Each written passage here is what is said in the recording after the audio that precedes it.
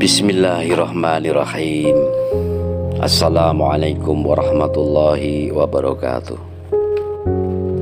Di sini akan dijelaskan bab ihwal manusia atau pribadi yang sejati.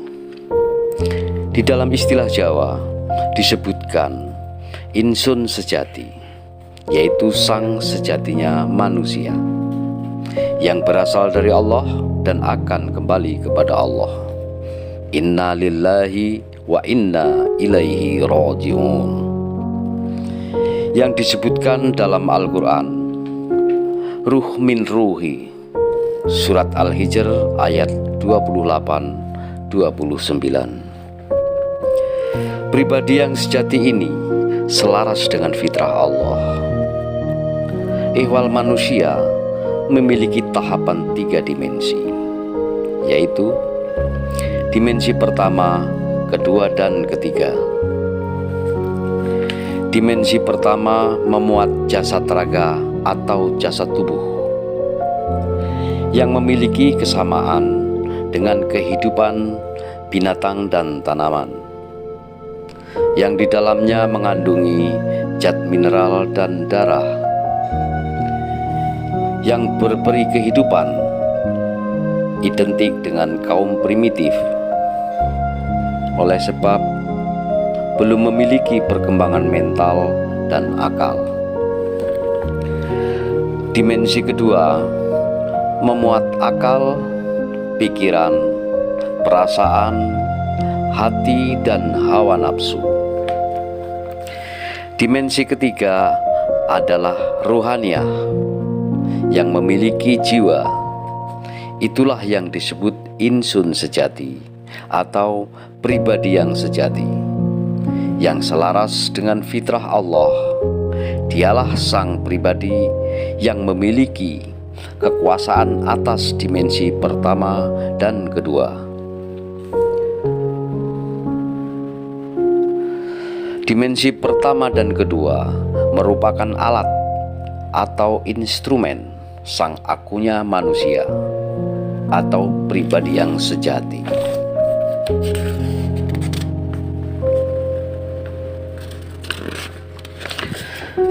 Jika manusia itu telah bangkit kesadarannya yang sejati, maka alat atau instrumennya itu akan melakukan fungsi dan fitrah sucinya. Namun apabila manusia itu belum bangkit kesadarannya yang sejati, maka akan dipermainkan dan dikendalikannya oleh alat atau instrumennya. Fungsi alat menurut fitrah sucinya: akal, memiliki sikap yang adil dan bijaksana;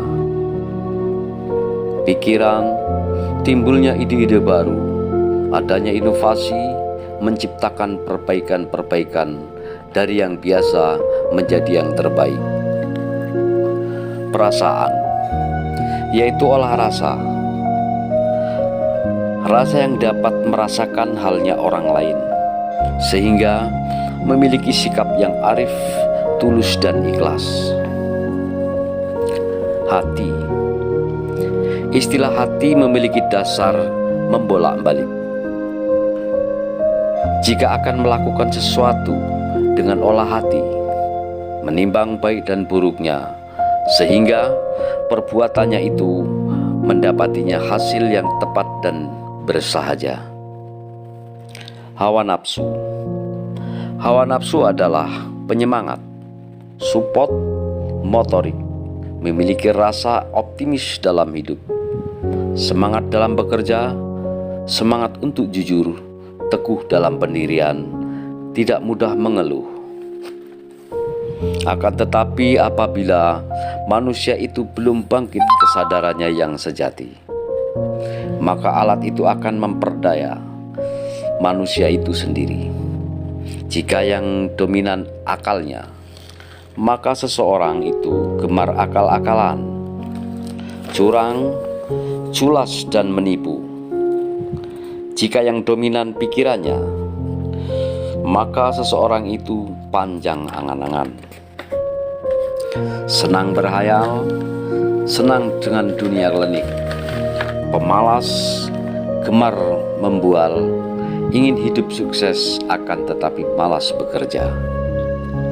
Perasaan dominannya itu merasa paling, jika ia seorang yang kaya, maka merasa paling kaya, merasa paling hebat, merasa paling benar.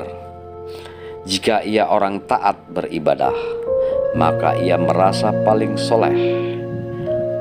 Jika ia orang berpangkat, maka merasa paling hebat. Sebaliknya, jika seseorang itu miskin, ia akan merasa rendah diri, mudah tersinggung, dan mudah tidak nyaman. Hati, maka seseorang sesuai dengan sifat dasarnya hati, yaitu membolak-balik kata, lain di mulut, lain pula di hati. Munafik, seseorang yang tidak dapat dipercaya. Ia labil, tidak tetap, gemar tipu-tipu. Hawa nafsu, seseorang yang selalu terburu-buru, instan, mengikuti segala keinginannya dengan cara apapun yang penting tercapai, selalu melakukan hal-hal yang dilarang, sifat dan karakternya buruk. Demikianlah tadi penjelasan ihwal manusia, bahwa manusia memiliki tahapan 3 dimensi. 3 dimensi itu yang paling tinggi adalah dimensi yang ketiga, yaitu ruhaniyah. Dialah yang akan kembali kepada Allah, yang disebut inna lillahi wa inna ilaihi raji'un.